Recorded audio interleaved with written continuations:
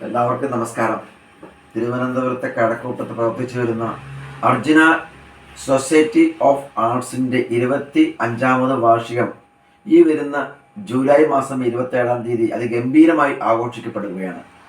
അതിൽ പാലക്കാട് ജില്ലയിലെ അതിപുരാതനമായ വള്ളുവനാടിൻ്റെ മഹത്തരമായ കലയായ തോൽപ്പാവക്കൂത്ത് അവതരിപ്പിക്കപ്പെടുന്നുണ്ട്.